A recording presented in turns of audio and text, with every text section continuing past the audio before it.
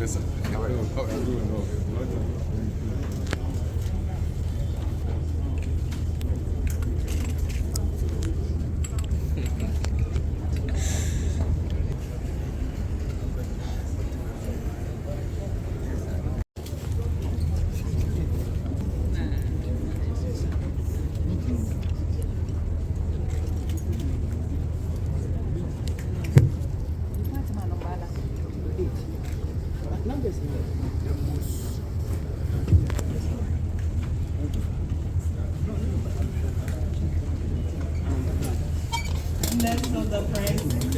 Something unusual. Today I'll start the protocol is for the media. So friends from the media, because now you are the gatekeepers and you are also the conveyors of messages across the country. So this critical time, we look up to you to help us to get it right. So recognize you in that respect. Then also the leadership of the various political parties here present, my colleagues, heads of agencies constituting the National Election Security Taskforce, the technical committee members, as well as my colleagues across formal, and of course, distinguished ladies and gentlemen. On behalf of my colleagues, we want to welcome all of you to the National Election Security Taskforce Press Center, the first of its kind in the history of this country. That demonstrates the fact that we want to do something new to produce new results. And we also want to appreciate you for finding time to be here within such a short notice sent to you.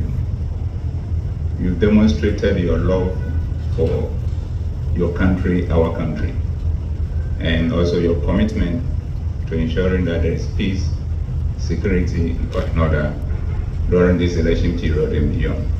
We are grateful and we commend you, your leadership at the very highest level, and your executives across the country for how far we've comported ourselves since the whole election process began.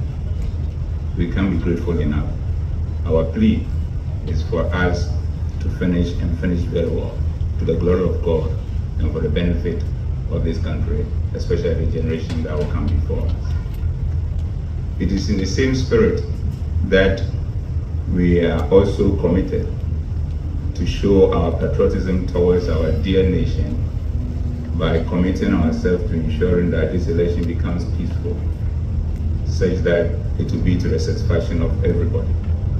That is why we are warning you with our constant call upon you for you to come for us to have a discussion. And today, it is a way of also demonstrating to you our commitment to ensuring that we are impartial, we are firm, we are transparent, and if you would like, overly professional during this election period. And we are going to do exactly that. And by doing that, we felt the best way is to get everybody on board. And if you want to show transparency and getting everybody on board, then frequent engagement is the key. We don't want to see a situation you hear things or certain actions being taken by us from a security point of view and get confused to a point that it can create confusion. But when we are transparent and we engage, you will see that it takes away the issue of misinformation and disinformation. And then we will all be on the same page and we understand certain actions that are taken. So today, in brief, we call you for 3 good reasons, which after the press have gone, we'll then let you know where we stand on each one of them so that you can carry that message to your rank and file, because it's very important to us from the security point of view, based on assessment of regular intelligence, things that we feel that we need to deal with and deal with decisively. The first one is our de-escalation strategy that we have been working with, and this stage we have redefined it, and the redefinition of it is such that we need to get your buy-in for us to all to be on the same page. And you remember we recently sent you a letter given you the list of all the telephone numbers and contact numbers of the leadership at this national level and the regional level and the constituency level, on the average giving you 3 very responsible decision makers, including myself, so that at any point in time we will be able to reach anybody for any issue that needs to be dealt with, so as to make sure that any misunderstanding, disagreement are dealt with in a manner that de-escalates. So this that we've given you, we have been expecting you to also reciprocate with yours, so that we can work together and deal with all these issues. So that is the component of our de-escalation strategy that we want to work with you and make sure that it works. And when we succeed in implementing it to the fullest, I can assure you, not a single instance of disagreement will escalate to a point of violence. We can do it, and we have to be in this together to get it done. The second issue is to do with the fact that there is only state actors when it comes to security and no other.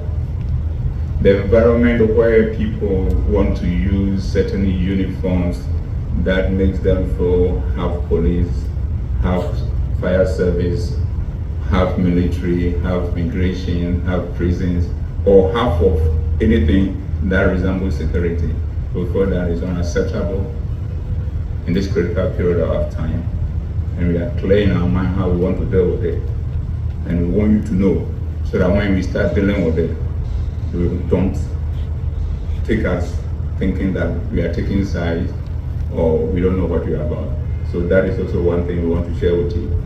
And we hope that after the discussion, we will share the generality of our position on it also to the Ghanaian people.